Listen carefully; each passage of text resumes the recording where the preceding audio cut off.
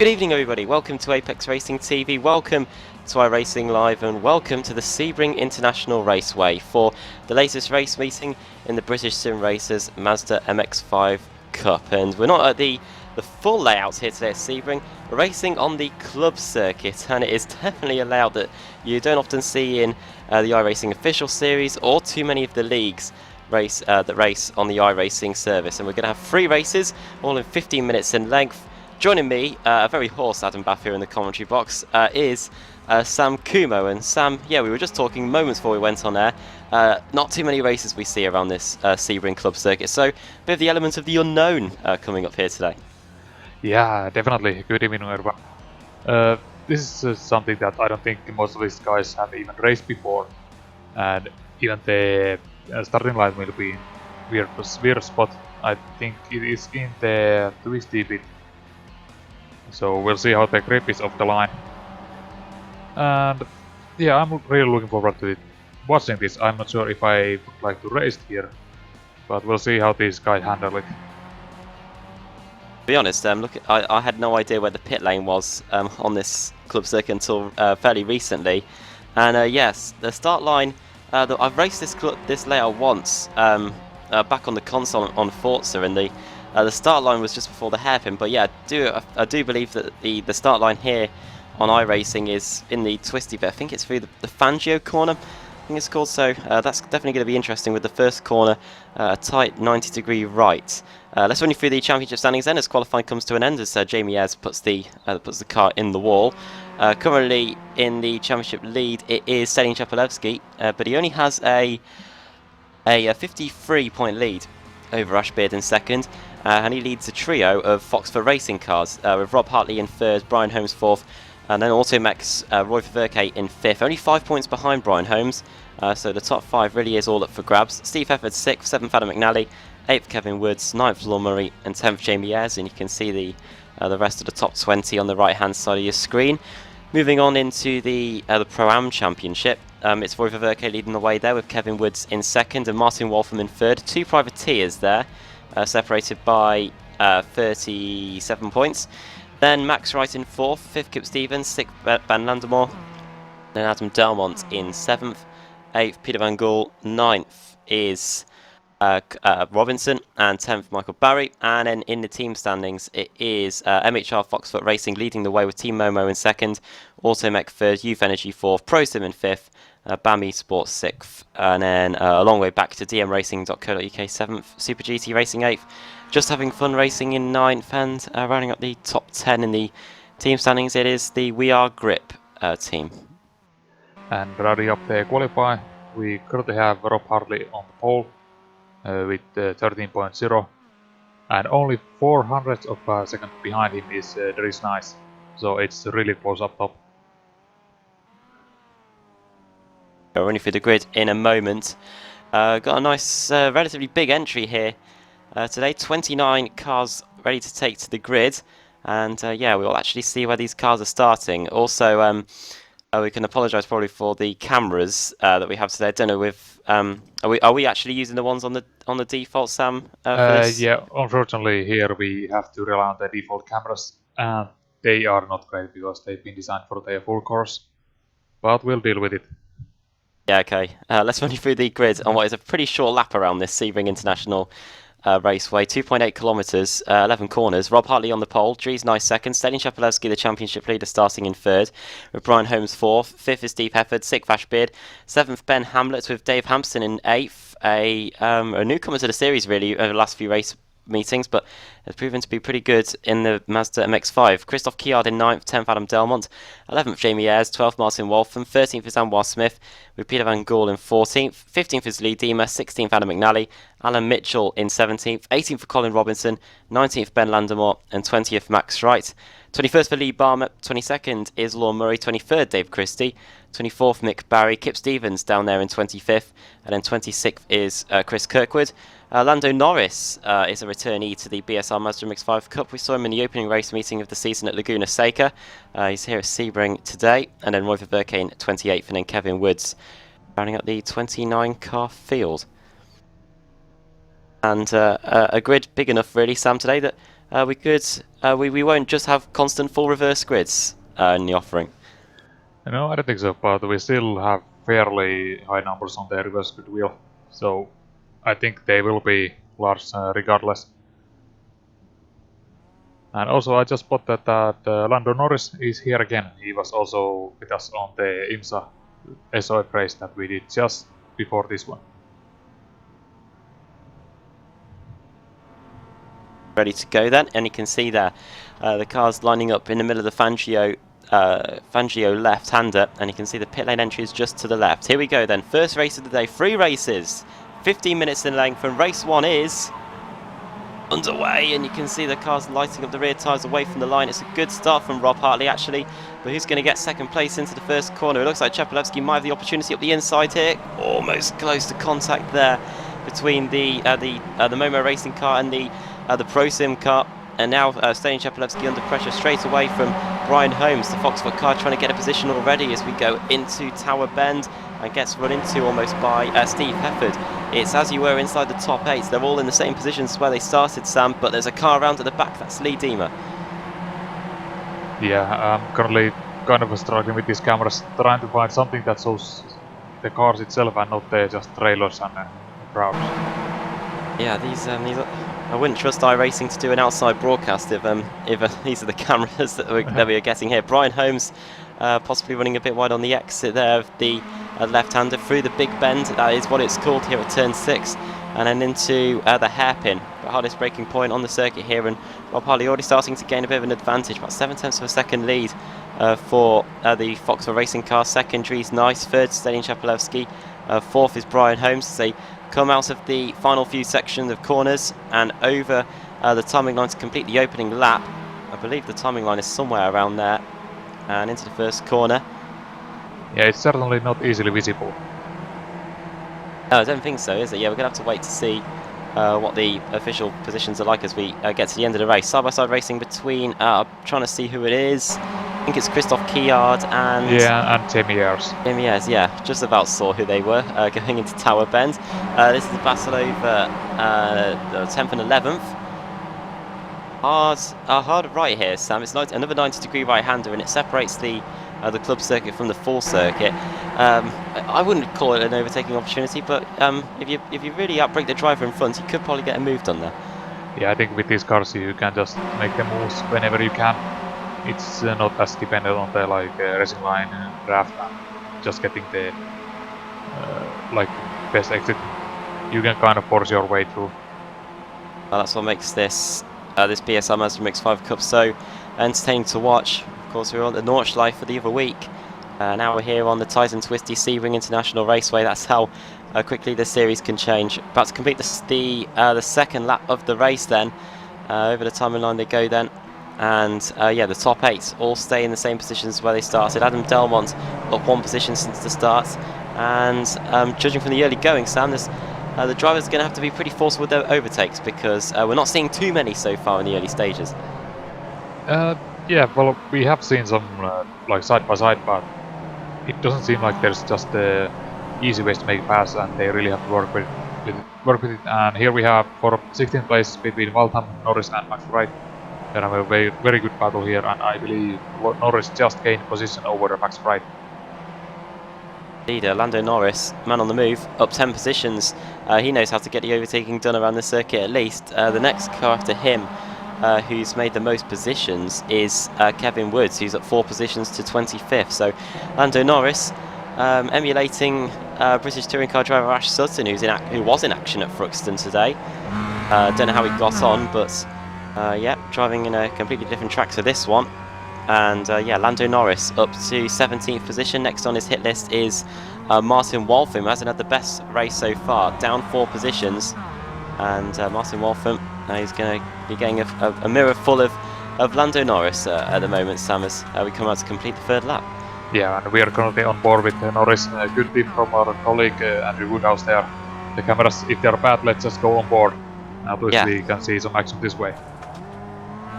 Up close and personal here with Lando Norris going through this quick section of left-handers and on our way towards Tower Bend, and you can see Martin Waltham getting on a defensive here. Norris, there you go, just show him the door, and he will definitely force his way through, and he does there almost, and it does force Waltham onto the grass on the outside of Tower Bend. Lando Norris through into 16th place now.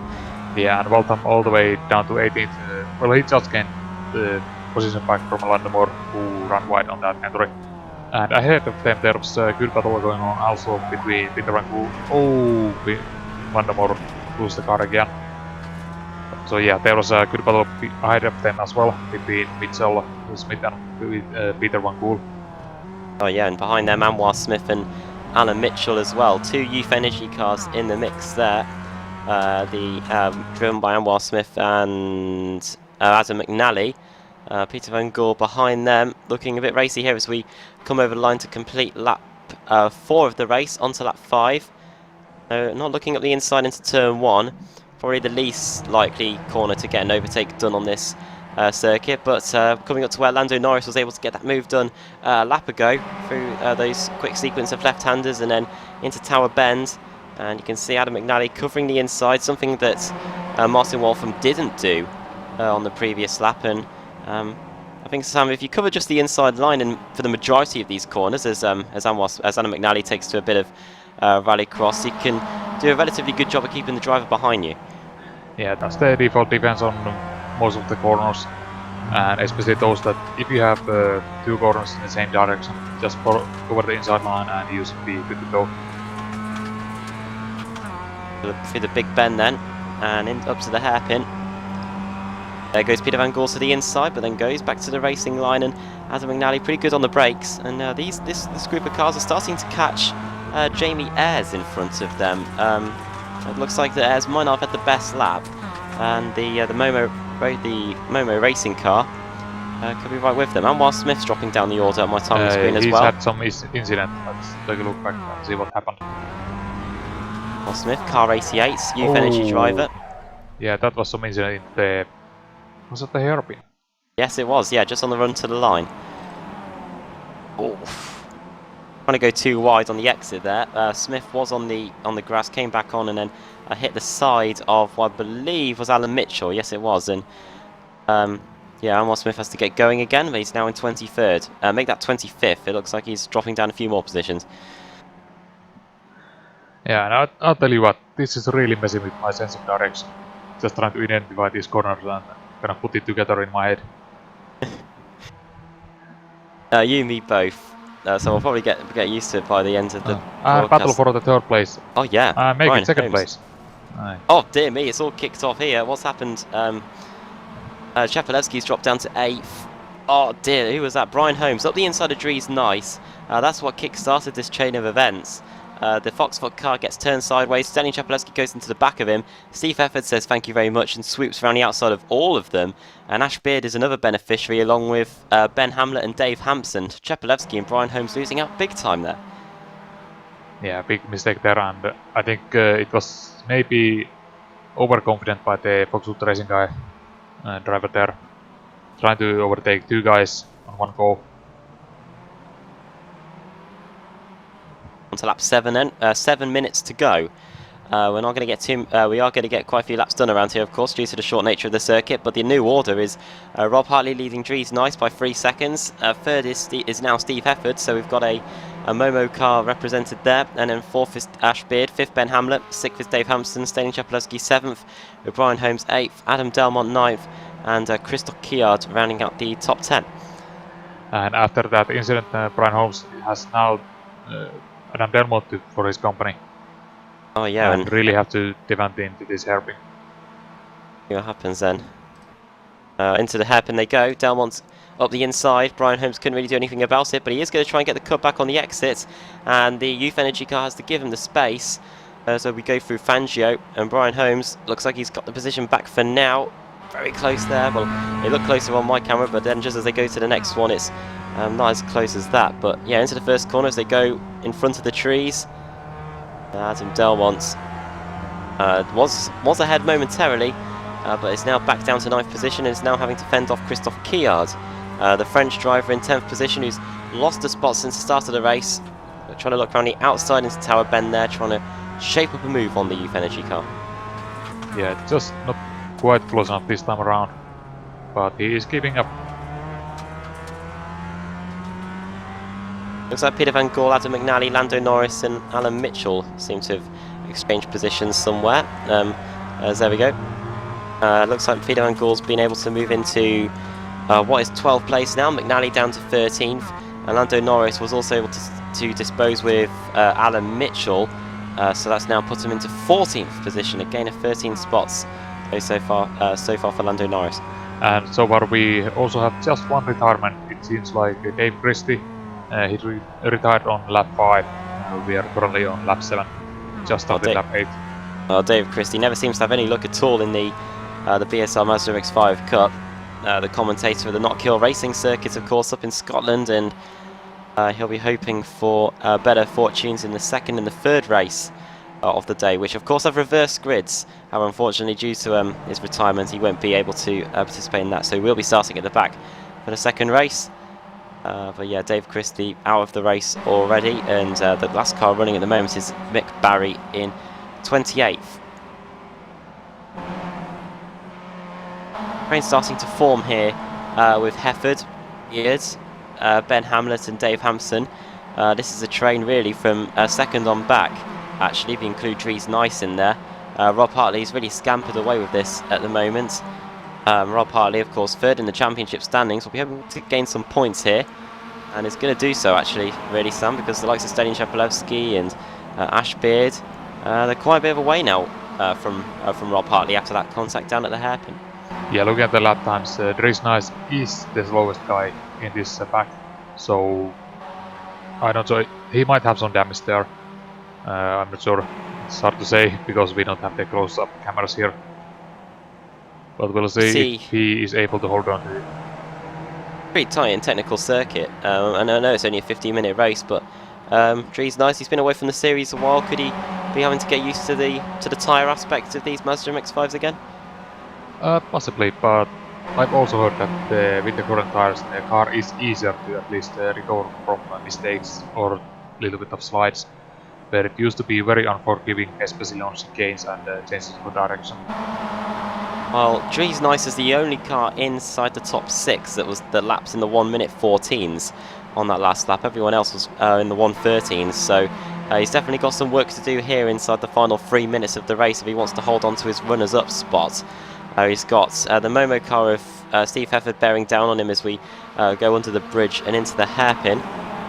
Very close under braking there, and you can't rule out the Foxfoot Racing car of Ash Beard, with the number 1 on the car, the reigning champion, currently second in the championship order, only 37 points behind only 53 points, I should say, behind Stanislav Chapelewski. And he'll be wanting to get that position here as Chapelewski gets past Hampson. Now trying to get past Hefford. Yeah, Hefford and Ashley Beard both were very close to Dries Nice there. And also just a note for Dries Nice, it seems like your paint is still not correct, so maybe look into it after this race. And for us, and we go into the 90-degree right-hander again. Very bumpy section there, and now through the S's at turns, well, what would be turns 2 and 3 on the full circuit, but one of the later corners here on the club layouts, through the big bend here and up towards the hairpin. And Hefford's as close as he's ever been, really. He's trying to get to the inside, but Dries Nice is wise to that move, covering the inside line into the hairpin. He's going to try and go around the outside here, Steve Hefford. That might work. Depends how much space Dries Nice gives him, and that is just enough. Go wheel to wheel here. Hefford versus Dries Nice and Ash Beard. He's got Ben Hamlet for company. Problem for Christoph Kiars, who's dropped down the auto and is out of the race.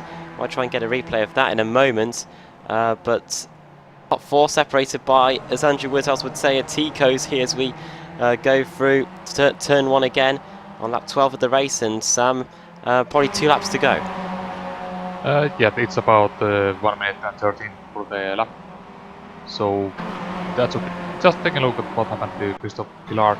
I think we might have it on the screen here. He's extremely slow here,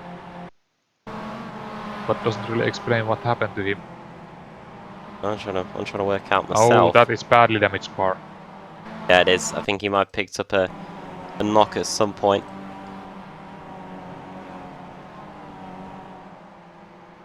On to the final, well, we're about to start the final lap of the race, I believe. Rob Hartley should cross the line. Kip Stevens had a huge off. He's in the pits. I wonder where he was. Yeah, the pit lane here is a bit of grass. Yeah, Rob Hartley coming around to start the final lap of the race with 18 seconds, but the battle is on for the final spot on the podium. Ben Hamlet versus Ash Beard versus Dries Nice, who's dropped down to 5th position now. Trying to get in and amongst the MHR Foxford car of Ash Beard as we come over the timing line. Beard up the inside into turn 1. Hamlet going to try and hold it out around the outside, actually. That's pretty brave against the reigning series champion. And Ben Hamlet looks like he might just be able to hold on, but we're now coming up to Tower Bend. He moves across to cover that inside line, which is oh so crucial here. But now Ash Beard's going to come back up the inside. Ben Hamlet late on the brakes, and now here comes Dries Nice. Thank you very much. He's going to say to Ash Beard, but just can't get it done. You can see how dusty it is offline on that part of the circuit, and it's as you were at the moment, Sam. Hamlet in 3rd, Beard 4th, and Dries Nice in 5th. Yep, but they are still very close, and I think Ash Beard is going to make a move here, going with the hairpin. Go through. Big Ben for the final time. Rob Hartley isn't too far away from taking the opening race victory of the day. But Ash Beard, he wants to get this final spot on the podium to try and gain as much points as he can on Chepelevsky. He breaks later than Hamlet into the hairpin, but Hamlet's got the inside line, and he gets the priority here, and he's through and should maintain his 3rd position. But here comes Rob Hartley, checker flag in the air, and race 1 of the day here in the BSR MX5 Cup goes to Rob Hartley. It's not over though. Ash Beard on the grass, he's up the inside, contact made. Who's going off and over? Who got 2nd? Who got 3rd place? It was Ash Beard. Wow, unbelievable. by about 5 or 600ths of a second there between Ash Beard and Hamlet. Martin Waltham and Alan Mitchell are dropping down the order. Don't know what's happened to those guys. There might have been a bit of contact at the hairpin. Indeed there was. 3-wide situation actually, just looking back on the replay. That's scattered that battle pack somewhat. Mitchell coming across the line in 15th place after all that was settled and sorted out. And yeah, some pretty crazy finish. I thought it was all over, but Ash Beard wasn't intent in staying in 4th place. Yeah, just trying to see if I can get the replay of that, because we didn't really get a good view. Let's see, here we go. It was really small contact that started it, but then just got loose. Ash Beard got loose there, and it became even bigger contact. Well, what a finish to that race, and in terms of the championship, you never know. That extra position for Ash Beard could prove oh so pivotal in terms of deciding the championship, with Stedin Chepelevsky finishing in 6th. That was another gain of positions for Ash Beard, and it meant that there were 2 cars in between himself and Chepelevsky. I believe everyone's finished. So through the finishing order then, Rob Hartley likes to flag victory. He takes the win in the opening race of the day. Steve Hefford finishes in 2nd, 3rd for Ash Beard, just ahead of Ben Hamlet. Don't know whether Hamlet will be feeling slightly aggrieved by that, but we'll wait and see. 5th for Dries Nice, 6th for Stedin Chepelevsky after starting in 3rd. That's not the best opening race for the man who's currently leading the championship. Dave Hampson in 7th, 8th Brian Holmes, 9th Adam Delmont, and 10th Lando Norris. Biggest mover in the field, 17 positions gained for the car number 333. Jamie Ayres finishing in 11th, 12th Adam McNally, Peter Van Gaal in 13th, Martin Waltham in 14th, Max Wright 15th, Alan Mitchell in 16th place in the end, 17th for Ben Landemore. Colin Robinson started 18th and finished 18th, Lon Murray 19th, and then the 2 Lees, Lee Balmer in 20th and Lee Deemer 21st, 22nd for Roy Verke, 23rd for Kevin Woods, 24th Chris Kirkwood, and Watt Smith in 25th, and then Mick Barry, the last car on the lead lap, in 26th. Kip Stevens finished in 27th, 2 laps down. He's not going to be eligible for the reverse grid. Neither is Christoph Kiard after starting in 9th. He had picked up a ton of damage, wasn't able to continue. And Dave Christie also involved in issues. He finished in 29th, 7 laps down. Right then, time for the first reverse grid of the day. And Sam Kumo, let's spin the Wheel of Fortune. Let's spin it. Yeah, the smallest number is 22, so I think we will have a large grid regardless. Let's spin it and see what happens. It's not going to be full, but it is 27. Well, that would be Kip Stevens. However, he is 2 laps down, so the pole position will go to Mick Barry. Anwar Smith will be starting second, third Chris Kirkwood, fourth Kevin Woods, and Roy Verke will be starting in fifth. So it pretty much is, apart from those 3 retirees, a full reverse grid. Well, good first race to start the day here. That 15-minute race flew by, so you don't want to miss the second race. Of course, we've got the Club 73 Touring Car Championship going on as well, but make sure you can join us here on Apex Racing TV after the break for round 2 of the day here in the BSR MX5 Cup at Sebring.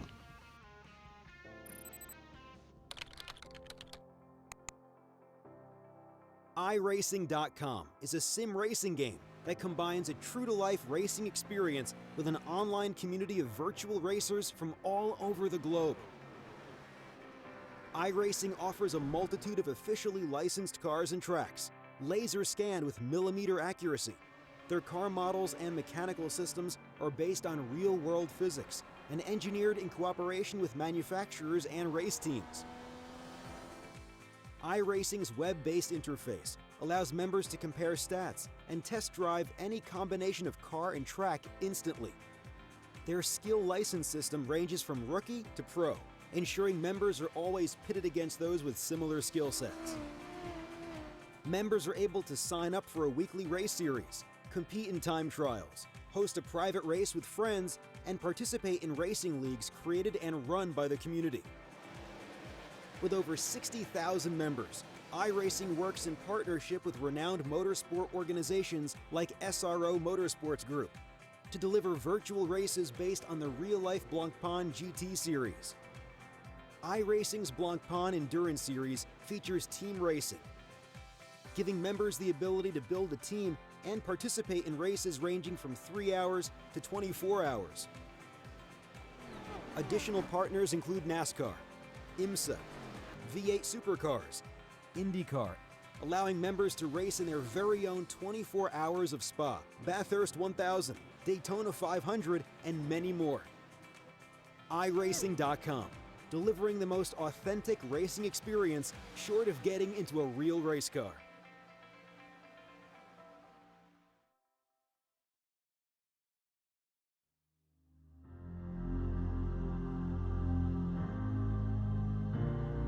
From far away they came to us with knowledge. They changed our world and left us without warning.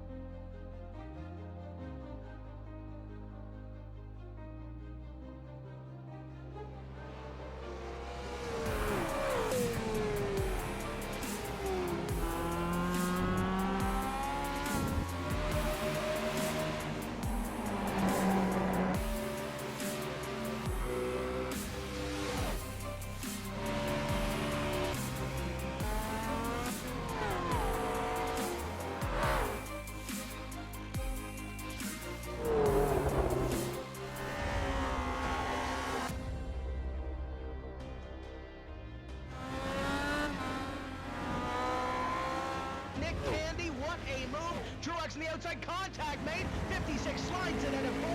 Who's going to be at the stripe? Dead even, give it to Ryan Truex. Truex is your winner over Tandy.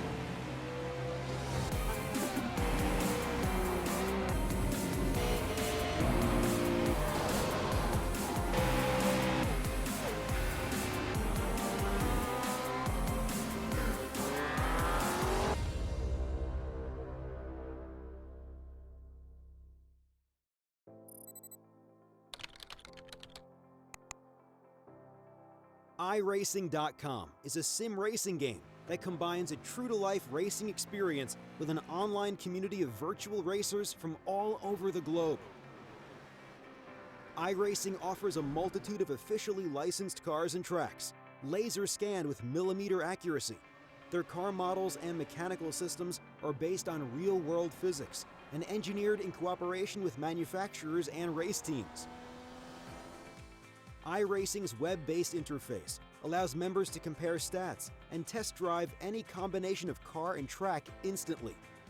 Their skill license system ranges from rookie to pro, ensuring members are always pitted against those with similar skill sets. Members are able to sign up for a weekly race series, compete in time trials, host a private race with friends, and participate in racing leagues created and run by the community. With over 60,000 members, iRacing works in partnership with renowned motorsport organizations like SRO Motorsports Group to deliver virtual races based on the real-life Blancpain GT series. iRacing's Blancpain Endurance Series features team racing, giving members the ability to build a team and participate in races ranging from 3 hours to 24 hours. Additional partners include NASCAR, IMSA, V8 Supercars, IndyCar, allowing members to race in their very own 24 hours of Spa, Bathurst 1000, Daytona 500, and many more. iRacing.com, delivering the most authentic racing experience short of getting into a real race car.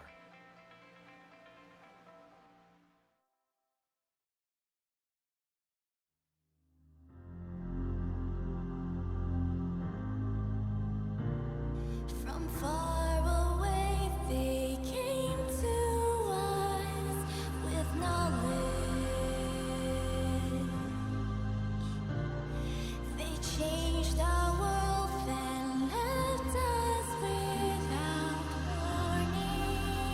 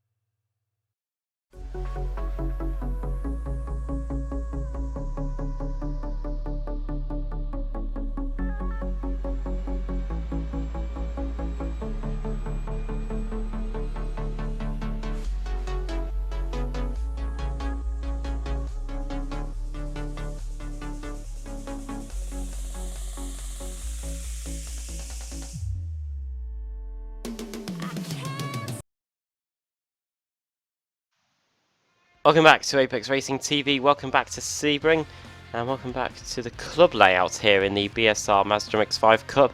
Entertaining first race for the Mazda MX-5s around this tight and twisty layout here at Sebring, and we're going to get more of the same here. Adam Bath here with Sam Kumo again, and Sam, yeah, good first race and pretty much a full reverse grid.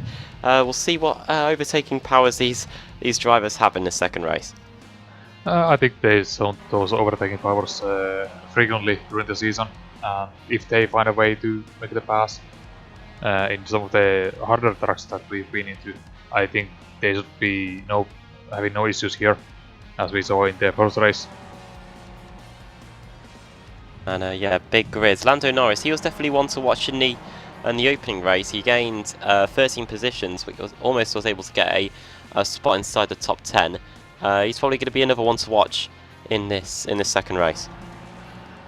Yeah, and just it will be interesting to see who is able to make the moves from behind all the way back down there, because we were just discussing it during the break that some of these sections where the track shortcuts the main circuit, it seems very narrow and just wide enough for these guys to make any kind of moves, but any faster cars like GT3s, it might become an issue with those. Yeah, it would definitely prove pretty problematic if you were trying to get a hold of Porsche 911s around this circuit. But I don't think that would stop the BSR team if they wanted to do a race around here. Warm-up just about to come to an end. Currently fastest in the warm-up incidentally is Lando Norris, so we know he's got the pace in the car. Obviously didn't do qualifying for race 1. We're starting in the midfield for race 2, so we'll see what he can do in terms of getting himself as far forward as he can here for a possible shout of race winner either in race 2 or in race 3. Stanislav Chapelevsky, Samu wouldn't have been too happy that Ashbeard was able to get third place right on the line there, because it meant that there was an extra car in between him and himself, and it would mean the championship gap comes down just a little bit more. Yeah, unfortunately we didn't get quite a good view on that incident, but to me it looked like just a racing incident there, that it started with a small contact that led into a much larger issue. But well, we got still 2 more races to go, so you have a chance to make it back from it.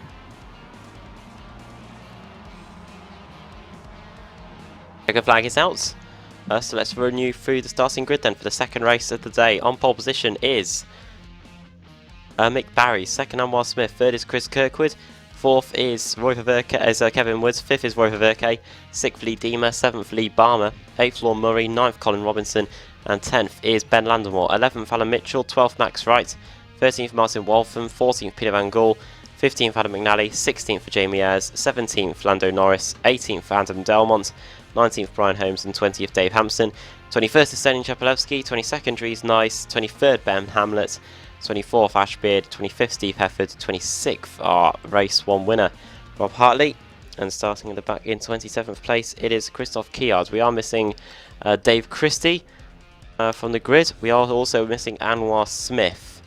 That's why we've got a shortened grid here, only 27 cars compared to the 29. But here come the revs and here come the lights.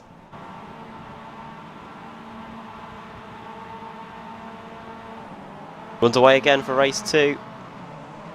Good start for Mick Barry away from the line, but it's anyone's guess who's going to take second place into the first corner. Chris Kirkwood and Anwar Smith pretty close.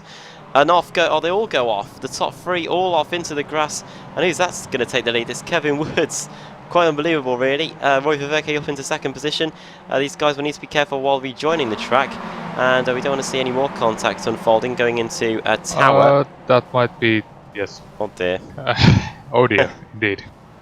A bit of a traffic jam here. Peter Van Gool, that's Jamie Ayres, Ben Landemore, Christoph Kiard, Dave Hampson, Martin Waltham involved in that as well for good measure. Pretty much a disaster there going into Tower Bend. But the guys at the front, Sam, the top 3, I don't know what racing line or what braking point they were following. They all just went off into that first corner. Yeah, it was so weird because they all just went off there, and Anwar Smith got really lucky with his rejoin and just didn't touch anyone until that next corner. But so far, Kevin Woods looks like he's had his time on the lap 1. He's had the dream start really. 2 cars have retired back to the pits. They are Lee Diemer and Max Wright, and Martin Waltham looks like he might not go much further after that. But first lap about to be completed. It's Kevin Woods leading the way. Second is Roy Verke. Third is Lee Barmer with Lando Norris gaining 14 positions, and is already up to 4th place as we go into the first corner.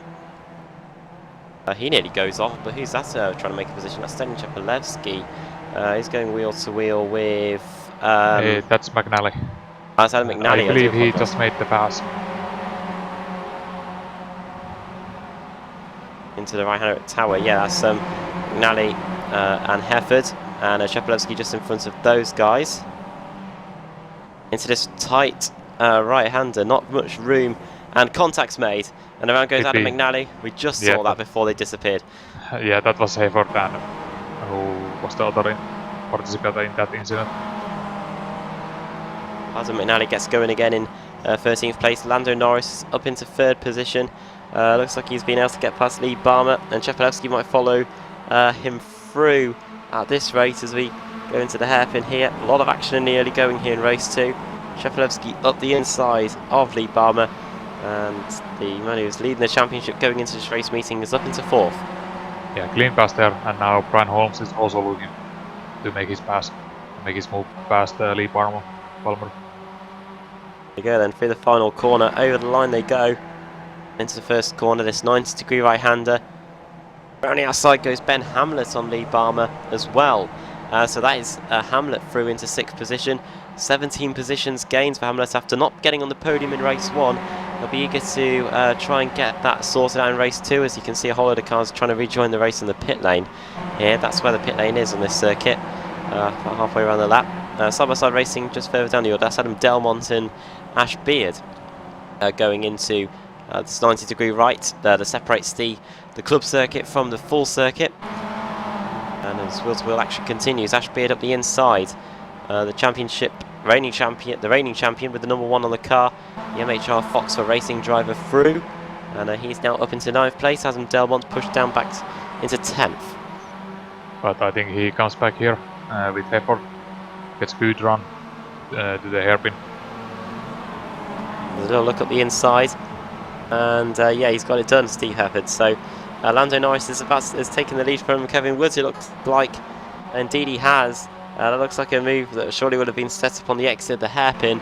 And as we come across the line to start at 4th the race, Lando Norris has said he might be in contention for a race win. Sam, well, it looks like he's got sights on definitely getting the race win. It's only taken him 4 laps to gain 16 positions, and he now leads.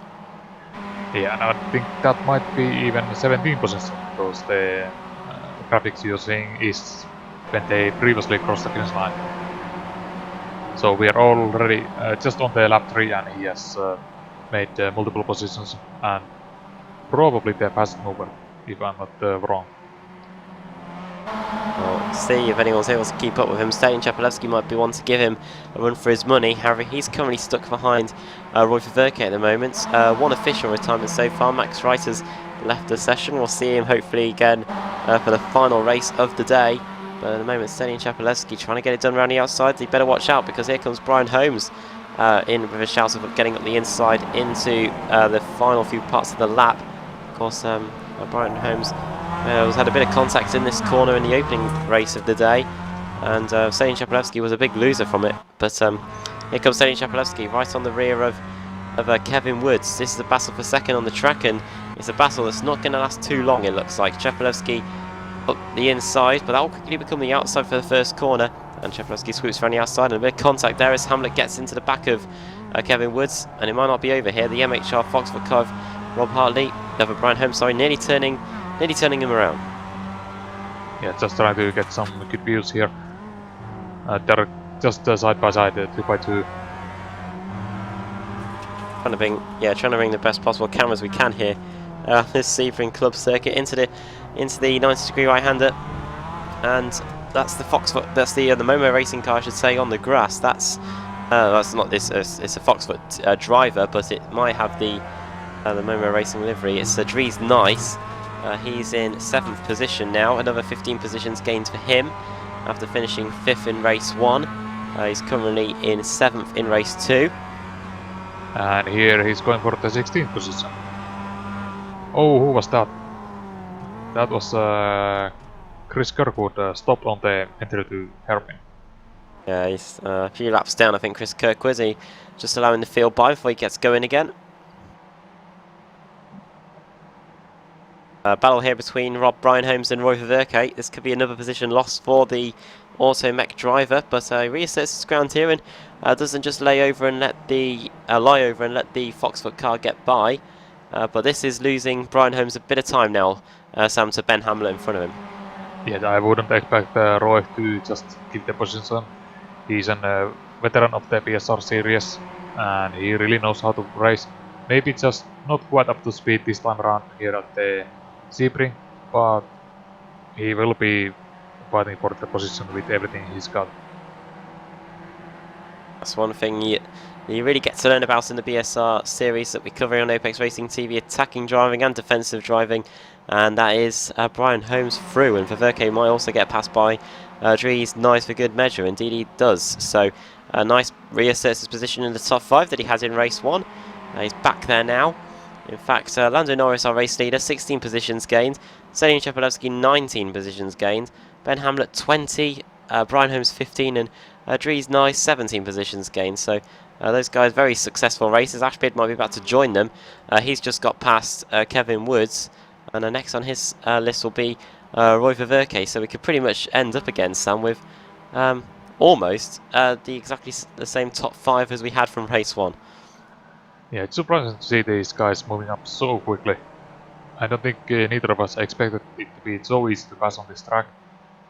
But maybe there is just such a pace difference this time around that it makes it easier. Something like that, yeah. Quite remarkable, really. In the opening race of the day, only Lando Norris seemed to be the one making moves, as Adam Delmont and that is Steve Hefford go at it here for 9th and 10th position.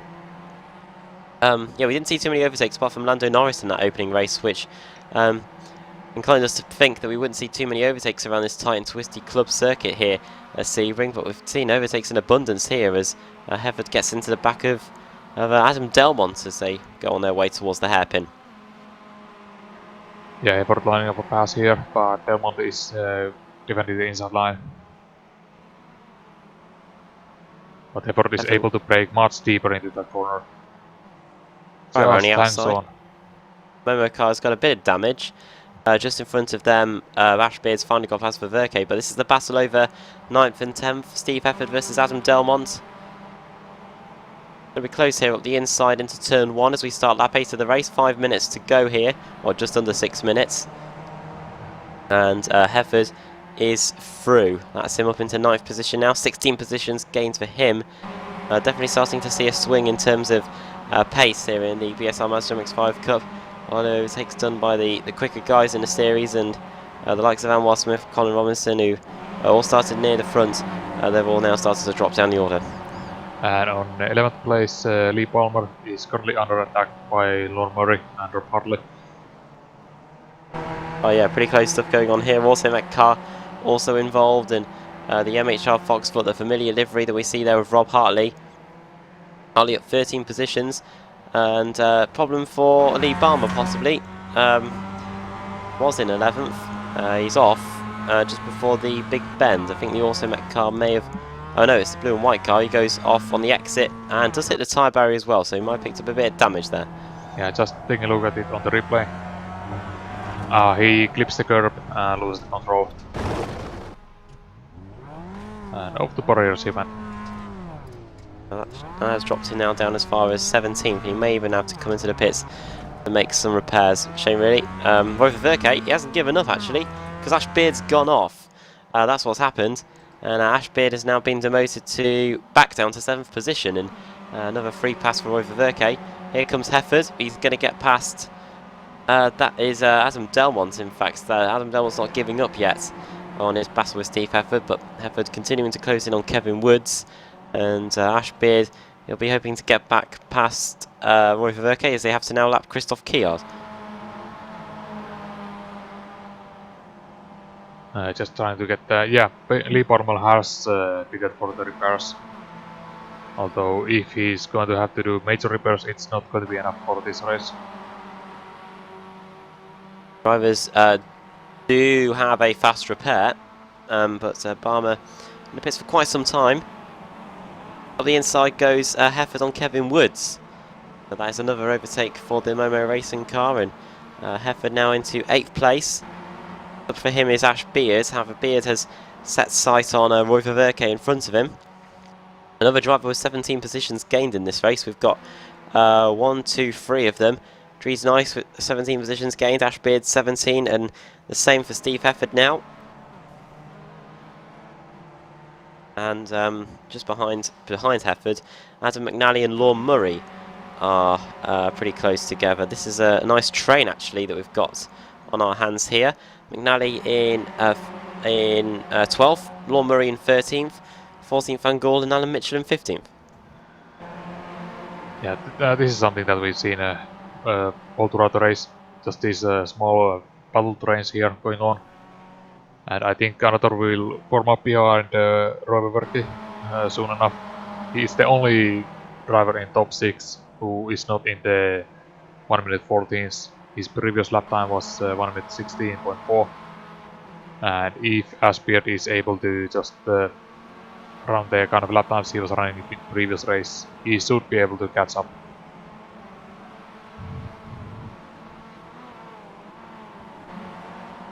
About to start lap 10 of the race, and when we get to the line, we've got to the line now. There's about 2 minutes or so left on the clock, so time starting to wind down here for the second race of the day.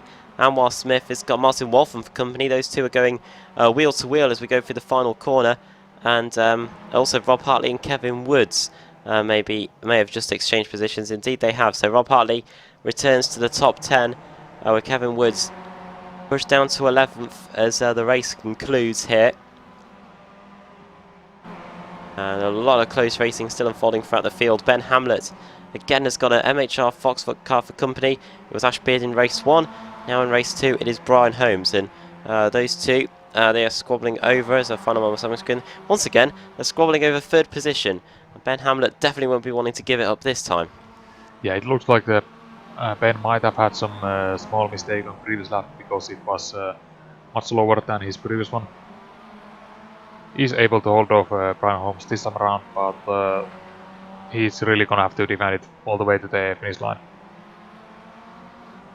And then Norris starts what will be his final lap of the race. And Hamlet's all over the place here as he's having to defend from the Foxfoot car into the first corner. It looks like he's made it just about, but he needs to make sure that he covers that inside line, because that will be Brian Holmes' key opportunity going into Tower Bend, which he does do, Ben Hamlet. Oh, moves across though going into Tower Bend, nearly forces Brian Holmes off. Fantastic battle unfolding here, and Lando Norris looks set to take victory, but who's going to get the final spot on the podium? Into the 90-degree right-hander that separates the club circuit from the full circuit here at Sebring International Raceway. And Brian Holmes, can he get a good run on the exit here, Sam, and then try and take that 3rd position either into the hairpin or like Ash Beard did on the exit of it, going on the run to the line? Yeah, we're currently on board with Dries Nice, watching this battle unfold here. Brian Holmes takes the outside line. Just slightly ahead, going into the braking zone. So close to touching it there. Very close on the exit for Lando Norris. He's going to take his first win of the season in the BSR MX5 Cup. He wins. 2nd for Seni Chapelevsky. Who's going to get 3rd? It is definitely this time going to be Ben Hamlet. He crosses the line. He makes sure that a MHR Foxwell car doesn't flip him over on the run to the line. 4th for Brian Holmes, 5th Dries Nice, and then the rest of the top 10 as follows as they stream across the line. Ash Beard 6th, Roy Ververke 7th, 8th for Steve Hefford, 9th for Rob Hartley, rounding up the top 10, Adam Delmont. Behind them there might still be a good battle going on for the... no, it wasn't, they just came across the finish line. Never mind.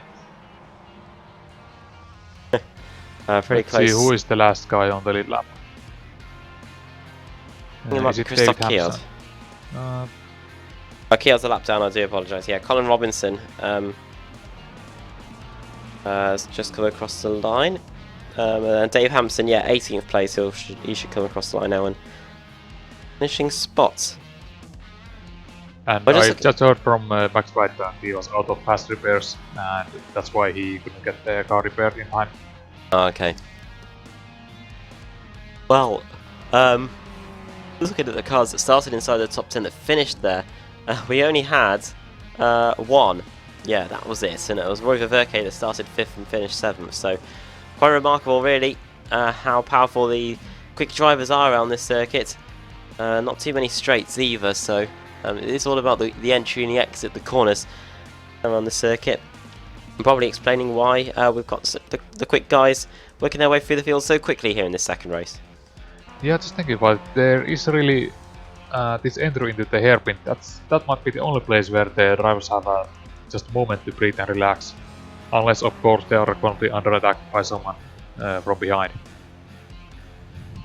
Well, then let's run you through the finishing order from the second race of the day, I should say. Lando Norris takes the win. Well done to him. Second for Sterling Chebolevsky. Third for Ben Hamlet. Both of those drivers starting outside the top 20. Fourth for Brian Holmes. Fifth Dries Nice. Sixth Ash Beard. Seventh Roy Verke. Eighth Steve Hefford. Ninth Rob Hartley. And 10th Adam Delmont. 11th Kevin Woods. 12th Adam McNally. 13th for Lorne Murray. 14th Peter Van Gool. 15th for Alan Mitchell. 16th Jamie Ayres. 17th for Ben Landemore. 18th the last car on the lead lap, Dave Hampson, and then Lee Balmer 1 lap down along with Martin Waltham, Anwar Smith, Colin Robinson, Christoph Kiard as well, the last car 1 lap down, so we get a full, he could be on the pole. 7 laps down is Mick Barry, who started on the pole, went off pretty much in the first corner, didn't recover from there. Chris Kirkwood 25th, 9 laps down, Max Wright 26th, 11 laps down, out at the start and ran out of fast repairs, and Lee Deemer also 11 laps down, problems to him on the open lap of the race. Well, we are flying through the races here at the BSR MX5 Cup. Well, who's flying onto pole position? Time to spin the wheel. Over to Sam Kumo for the final time tonight. Okay, let's spin it. We have 4 chances of pull, so let's see if we get that. Spinning. Just went past the pull, and it is 26. 26 would be Max Wright. Harry finished 11 laps down, and he won't be able to take his pole position there, so it will go to the last car that finished 1 lap down, and that is Christophe Kiard. So the Frenchman will be on pole position for the final race of the day. Second will be Colin Robinson, third Anwar Smith, Martin Waltham in fourth, and Lee Balmer will be starting in the 5th position. Well, yeah, join us in a few moments in Apex Racing TV. We'll be getting set for the final race of the day here in the BSR MX5 Cup. That's the Sebring International Raceway in Florida. You don't want to miss it.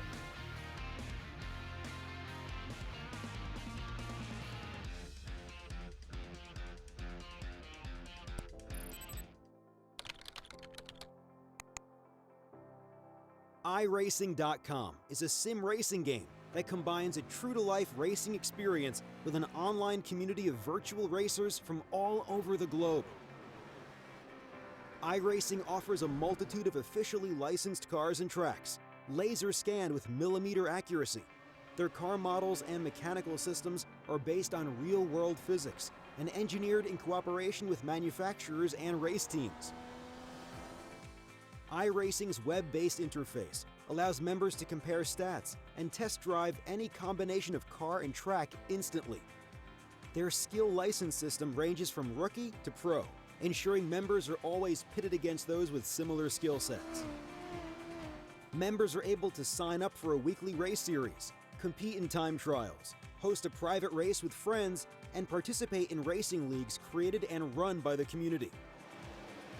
With over 60,000 members, iRacing works in partnership with renowned motorsport organizations like SRO Motorsports Group to deliver virtual races based on the real-life Blancpain GT series. iRacing's Blancpain Endurance Series features team racing, giving members the ability to build a team and participate in races ranging from 3 hours to 24 hours. Additional partners include NASCAR, IMSA, V8 Supercars, IndyCar, allowing members to race in their very own 24 hours of Spa, Bathurst 1000, Daytona 500, and many more. iRacing.com, delivering the most authentic racing experience short of getting into a real race car.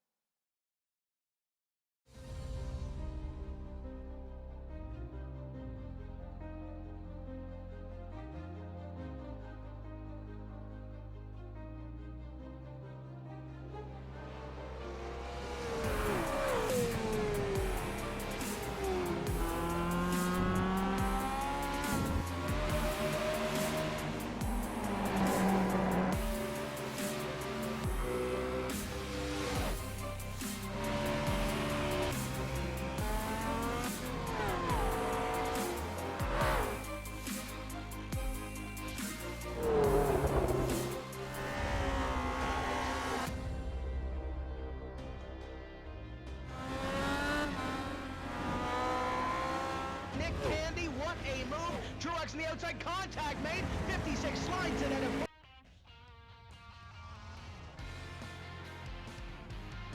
Welcome back to Apex Racing TV and iRacing Live, and welcome back to Sebring International Raceway for the final race of the day. It doesn't seem we've been going too long at all, does it? But yeah, we're on to the final race here at the Sebring International Raceway, the club layout, where we saw a pretty remarkable second race. The amount of overtakes that were getting performed on the circuit was quite remarkable, and the top drivers in the championship were really on fire, and we'll see what they can do in this third and final race, where Sam Kumo, we've got pretty much another full reverse grid, so we could see the same happening again. Yeah, I think the wheel numbers might need to be tweaked somewhat, because currently we have the 4 full options, but it's still been full regardless. And just something to mention about the previous race, it has been surprising how good the racing has been here. I wasn't really expecting that. I was expecting this to be one of the tracks that is maybe just the driver struggling with it and not really being able to make moves, but it has been the complete opposite.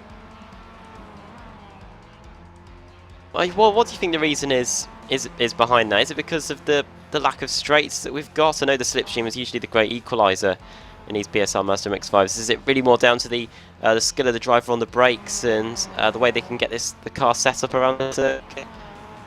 Yeah, not really honestly quite sure, because yes, we have that one prime overtaking spot into the hairpin, but we've seen overtaking happening all over the place, really.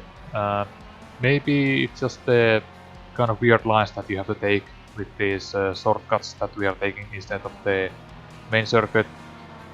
So maybe that just is the kind of a random element that is mixing up with the field. Well, I think Rob Hartley did take the opening race victory in race 1, car 33, and then that was only fittingly followed by Lando Norris car 333, winning race 2. Unfortunately, iRacing doesn't do numbers in driver numbers in 4 figures, so we won't be getting that passing continue for the third race. But let's run you through the starting grid for the final race of the day. Then on the pole position, it is Christoph Kiard, second Colin Robinson, third Anwar Smith, fourth is Martin Waltham, fifth is Lee Barmer, sixth David Hampson, seventh Ben Landemore, eighth Jamie Ayres, 9th Alan Mitchell and 10th Peter Van Gool, 11th is Lorne Murray, 12th Adam McNally, 13th Kevin Woods, 14th Adam Delmont, 15th is Rob Hartley, 16th Steve Hefford, 17th Roy Verke, 18th Ash Beard, 19th Dries Nice and 20th Brian Holmes, 21st Ben Hamlet, 22nd Stelian Chapelewski, 23rd Lando Norris, 24th Mick Barry, 25th Max Wright and 26th is Lee Deemer. Yeah, on the pole position it is Christoph Kiard, so we'll hopefully get to see him go away from the line. And it is the two C's, Christoph Kiard and Colin Robinson, at the front of the grid to get us set for the final race of the day.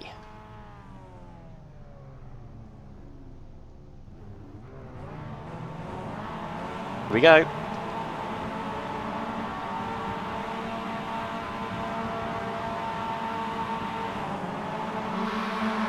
And we're underway. Good start from Kiard, but will they make it to the first corner this time? The top 3 in race 2 all went off. Kiard just makes it. The same can be said for Colin Robinson as well. Anwar Smith stays in 3rd position, but it's 2 wide behind. That's Dave Hampson trying to make positions in the early going. He's got one over on Lee Barmer, trying to get one done into the Tower Bend. And they're still 2 wide there, but will the rest of the field make their way through safely? That was the trouble spot in race 2, mainly due to rejoin errors, but Ben Landemore up the inside of Lee Barmer, and a good start from him. Jamie Ayres also passed Lee Barmer, so Barmer dropping down the order pretty quickly here in the early going. But Sam, that was a much cleaner start than what we saw in race 2. Yes, much cleaner, and I think the driver just took lessons from the previous race, and I'm glad to see that. Pretty much everyone survived it. Kevin Woods might have had some issues his way down the field, but everyone else is still up and running without any major damage, as far as I can see. through the hairpin then for the first time, and on our way towards the line to complete the opening lap of the race. The guys that won the second race, I think they haven't been really dealt a good hand here. They've gained a ton of positions in race 2 due to the carnage that was going on. This time as off goes second place man Colin Robinson. He's going to be joined down in 5th. And maybe even down to, get relegated down to 6th position as another car goes through. Make that another 2 cars. Jamie Ayres through as well. So Colin Robinson down to 7th position here, and Dave Hampson up to 2nd. But yeah, the likes of Chapelewski and Lando Norris, they didn't have a big crash occur on the first lap, so they haven't been able to get too many of those positions that way. I think they might have been battling with each other. At least I saw towards the end of lap 1, Lando Norris was moving down the field, so maybe there was some issues there, just getting off the line and not really being able to keep up with it. Yeah, Lando Norris up to 17th position, 6 positions gained for him. Chapelewski gaining 3. Steve Heffer seems to be a man on the move. He's up the inside of a Lorne Murray, and he's got a few cars squabbling in front of him as Ben Landemore, Alan Mitchell and Colin Robinson all go into combats here, and Heffer trying to make it 3 wide actually as we go through the final corner. That might not end well. Bit of contact there, and onto the grass goes I believe that is Colin Robinson. Robinson getting demoted a few positions there and is off. That's collision. Oh, and that's another one. Hefford around as well. So 2 incidents occurring there, and for Colin Robinson and Ben Landemore, that has not gone at all well. No. Landemore's done, I think. More contact with Mitchell. Oh dear. Ash Beard. That's Ash Beard, yeah, the reigning champion. What actually happened there? Yeah, just take a look at the replay. Let's have a look. Oh dear. Well, it looks like it might be. Oh well, I think Alan Mitchell might have been nursing damage, or who was it actually? The car on the outside. Hard to tell because of these cameras. I think it's Alan Mitchell. He might have been just run off to the grass on the right side and was rejoining the track when Ash Beard came across and just collided with him. And Ash Beard, that's not at all what he wanted. However, it has given Lando Norris the opportunity to gain quite a few positions. He's now gained 13 spots, Chapelewski gaining 11, and you can see the state they're in at the moment. They are with a whole load of cars here as we go through the final corner. Lando Norris trying to get by Adam Delmont. Delmont's not going to give this up without a fight as we come across the line, and Lando Norris isn't going to lie down either. He's up the inside into the first corner. Bit forceful there, and it might not end. It might not end yet. Adam Delmont's not going to disappear, and this is fantastic racing between these two. It might get ugly pretty quickly here because Chapelewski's going to the outside. Lando Norris still being pretty forceful. He's going up the inside and is through as Anwar Smith and Jamie Ayres have collided. Somehow that's given everyone behind them an extra 2 positions. I'll quickly have a look back on the replay, Sam, and see what happened to the Energy car. Yeah, just try to see what happened there. Oh dear. Well, Jamie Ayres, he hits that inside curb at Tower, and that unsettles the Mazda MX-5. He can't collect it, and poor Anwar Smith gets collected on the outside. Yeah, he was completely a passenger there. Well, that has given Lando Norris and Sterling Chapelewski an extra 2 positions in their hunt to get to the front of the field. They are about to come across the line and start their 5th lap of the race with just under 10 minutes to go. Once again, the action starting to heat up a bit here on the track at Sebring International Raceway. Chapelewski now in 9th position, Lando Norris in 7th. They both gained 16 and 13 positions respectively. They're hoping to gain even more. Chapelewski now trying to get past Adam Delmont. We saw how hard it was for Lando Norris to get by. He was very forceful there. The McLaren simulator driver. And up to the part of the course which separates the full circuit from the club circuit here. Very narrow part of the circuit as well. You can get an overtake done, but you've really got to be really committed. As you can see, very slow car. Oh, the car stops on the circuit. Yes. That might be Ben Landemore. Yeah, Ben Landemore. So not the best end to the day for him. Christoph Kiard has a 3.4 second lead, but Lando Norris has just got past Lorne Murray. That is Lando Norris into 6th position now. Where is the next car? It is Dries Nice and Peter van Gool. However, from here on in, Sam, I think his work's going to be pretty difficult. He's got less than 9 minutes.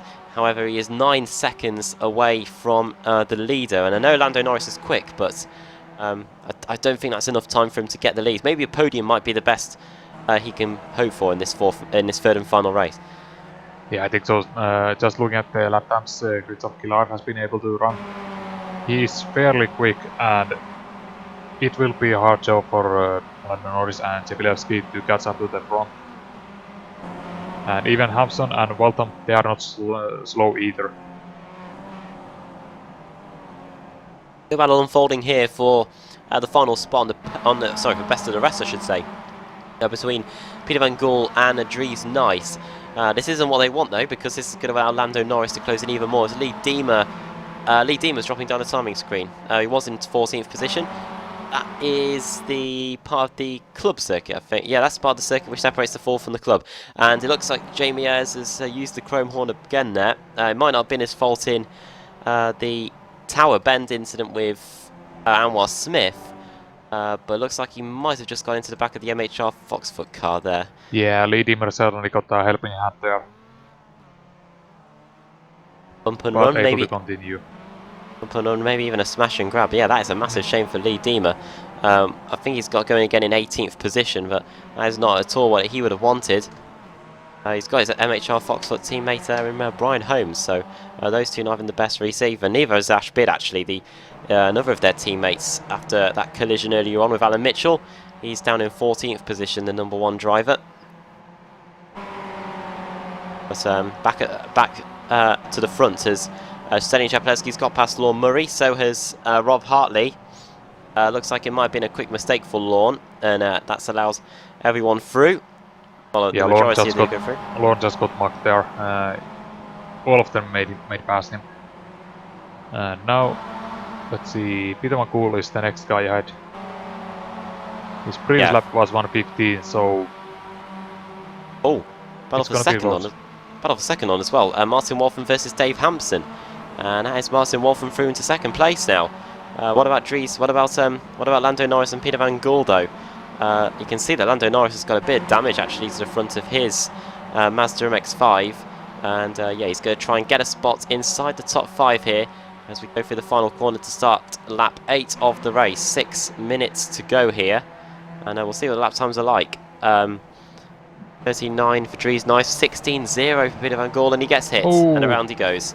I didn't see the beginning of that, I must admit, and Lando Norris has been disqualified, and yeah, I think that tells it. Yeah, the punishment fits the crime, I think. Looking on the replay, Van Gool does overshoot the apex for the first corner.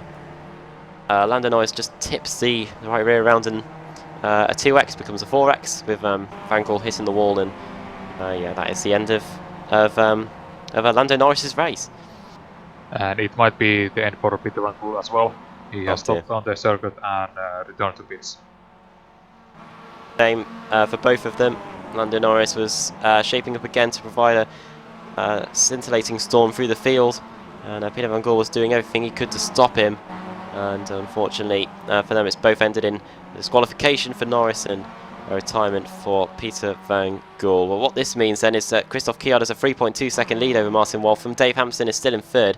4th is now Dries Nice, who doesn't have to worry too much about Stelian Chapelewski, who's the next car, because he's got Rob Hartley for company. And it looks like that Rob Hartley has got through. So the race 1 winner up into 5th, and the battle for 2nd seems to be continuing as they go into Tower Bend. Dave Hampson has taken the spot back away from Martin Wolfram, and this looks like it's going to be a battle that's going to go right the way to the end, Sam. Yeah, their pace is very even here. As Hampson makes a slight mistake there, and this might allow Waltham to get close enough to make a move here towards the hairpin. Oh, runs really wide there.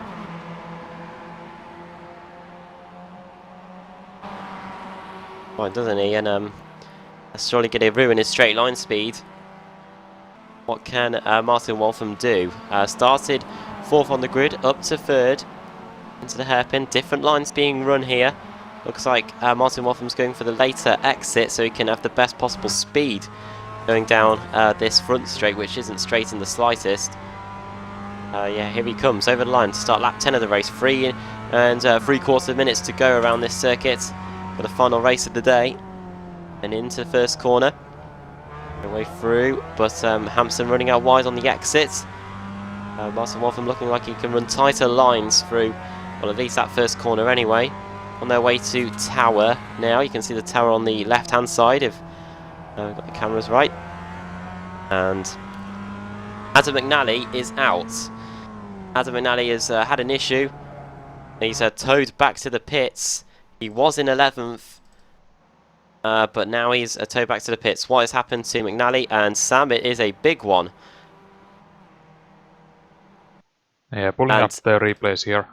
And it was Ash Beard again. Well, Ash Beard has had an eventful third race, an eventful race meeting in general. That is the corner where him and Hamlets had a collision on their way to the checkered flag. And into the wall again goes Ash Beard. That's going to be more damage to him, and that is curtains for Adam McNally. Yeah, that reminds me of what happened in race 1 at the finish line.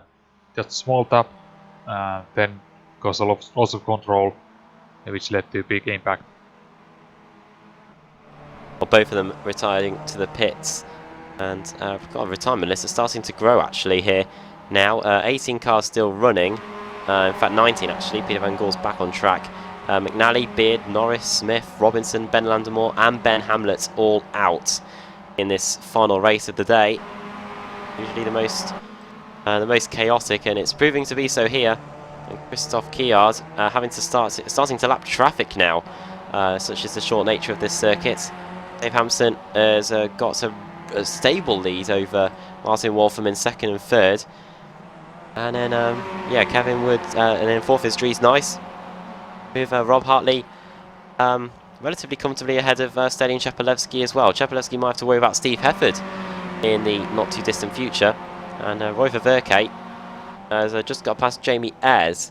So that's Roy Verkerk now up into the top 10, and Jamie Ayres might be struggling with possibly a bit of damage to the front of his car. He's been involved in a bit of contact today. Max Wright, who's had issues in the first and second races, he's starting to come on strong in the late stages of race 3 here. Yes, his pace seems to be pretty good, and he might be looking for a top 10 finish in this one.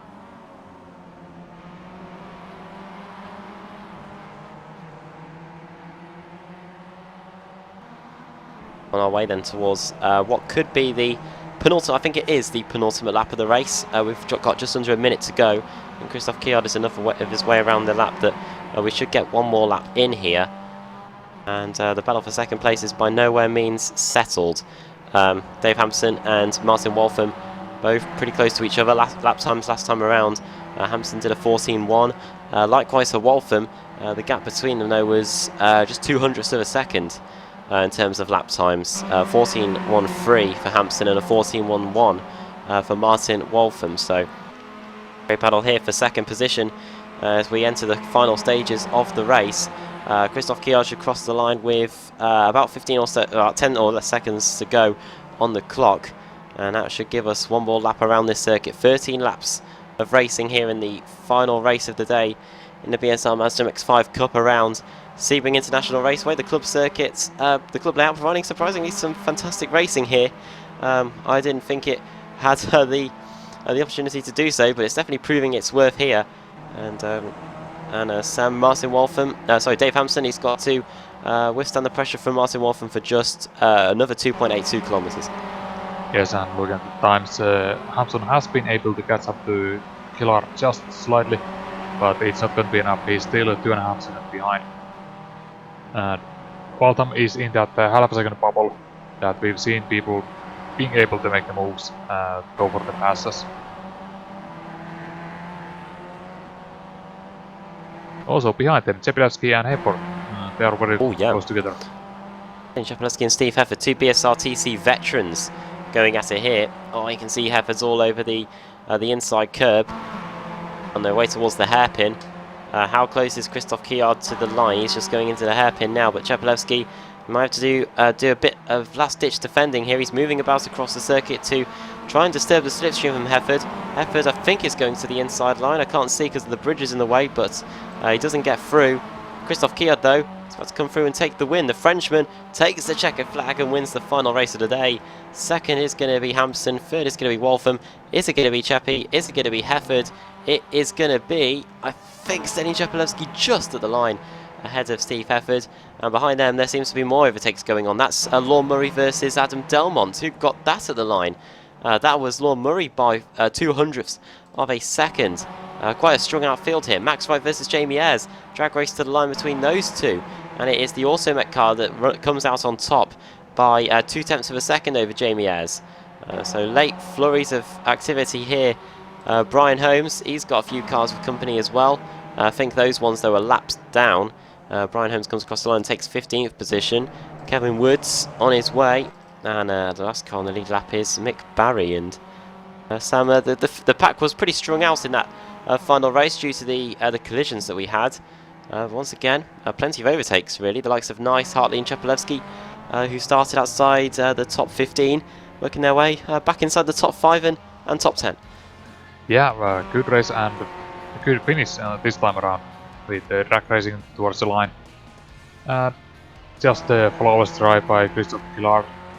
Kept his nose out of any trouble and was able just to run his laps.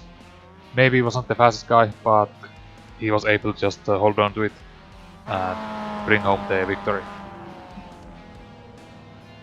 And you see the finishing order then from the final race of the day. Christoph Kiod takes the win, second Dave Hampson, third for Martin Waltham, fourth Dries Nice, and Rob Hartley finishes in fifth. Sixth for Steny Czepelewski, seventh for Steve Hefford, eighth Lorne Murray, ninth Adam Delmont, and Roy Verke rounding out the top 10. Cars that started inside the top 10 that finished there, we had 3. 11th for Max Wright, 12th for Jamie Ayres, 13th Lee Deemer after starting in 26th place. That is a very good drive there from Lee. 14th for Lee Barmer, 15th Brian Holmes, 16th for Kevin Woods, 17th the last car on the lead lap Mick Barry, and the car's 1 lap down or more. Anna Mitchell 18th, 1 lap down. Ash Beard did get going again after that fast tow. He towed pretty much from right next to the pit lane, so that didn't take too long at all for him, and he was able to get going and finish 1 lap down in the end with that fast tow. Then Peter Van Gool 1 lap down. Too much damage after the collision with Lando Norris, who got subsequently disqualified. Adam McNally 4 laps down. The aforementioned Lando Norris 6 laps down in 22nd. Anwar Smith 9 laps down in 23rd. Colin Robinson 10 laps down in 24th. Started on the front row of the grid as well. Ben Landemore 25th, 10 laps down, and Ben Hamlet didn't last long at all in this third and final race of the day. Right, let's see, do we have anyone joining us for the interviews? Doesn't look like it at the moment. We'll give them a bit of opportunity to gather their thoughts. We might be able to hear from 1 or 2 drivers in a moment. We can tell you where we're heading to next week in the BSR MX5 Cup, 14th of May. We will be going to the Suzuka International, the Grand Prix circuit, which is not often a layout we use in the BSR series. We're either on the east or the west layout. The Grand Prix circuit, so we'll be factoring in the S's and the Degner curves, the whole figure of 8 layout. We'll be seeing that next Sunday. And the Formula Renault series is at Circuit Gilles Villeneuve. That is definitely going to be one to watch. We might even see Andrew Woodhouse in the car on that one. I know that's one of his favourite circuits. That is on Tuesday the 9th of April. Of May, dear me. Also, Monday is the ASRC. It is the second Monday in the month. So the ASRC will be back, and we'll be back to cover it as well. That will be underway. At the same time, the official Porsche Cup will be getting underway as well. That's at 8:45 British Summer Time, 9:45 Central European Time. And on Thursday, of course, BSR Race Night. Calendar says we're racing at Indianapolis Road. To tie in with the fact that it is, of course, the month of May, and the Indy 500's going on. Amazing response to Fernando Alonso taking that rookie test in the IndyCar during the week. Massive viewing figures on the YouTube stream for that one. And the Porsches will be racing around the Indianapolis Road circuit as well, I believe. So, yeah, Sam, Indianapolis Road. Had much experience of that in the Porsche? With Porsche, not so far. I've just been busy with this and starting to practice next week. But well, the plan is just to get the points and not really worry too much about fighting for the positions. And try to avoid the mistakes I had last time around. Got a little bit heated under the in the traffic and made some mistakes, but we'll see. We'll see what happens. Well, the Club 73 Touring Car Championship is just about to enter its final stages. 5 minutes to go in the second race there at Summit Point. So we'll wrap things up here at Sebring International Raceway. Thrilling 3 races around this circuit, and the championship takes another twist. We'll see you next week when the series heads to the Suzuka International Circuit. From all of us here, my thanks to Sam for joining me in the commentary box and for manning the somewhat terrible cameras that we've had here today at Sebring. It is a good night to you all.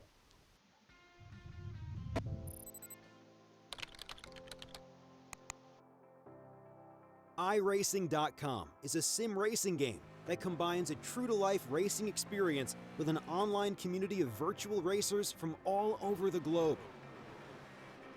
iRacing offers a multitude of officially licensed cars and tracks, laser scanned with millimeter accuracy.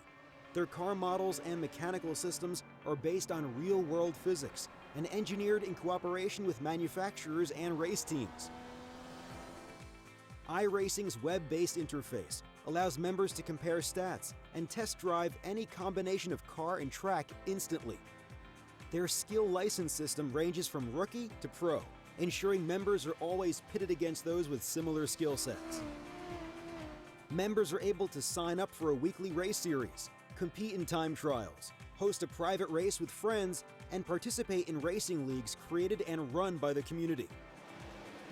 With over 60,000 members, iRacing works in partnership with renowned motorsport organizations like SRO Motorsports Group to deliver virtual races based on the real-life Blancpain GT series. iRacing's Blancpain Endurance Series features team racing, giving members the ability to build a team and participate.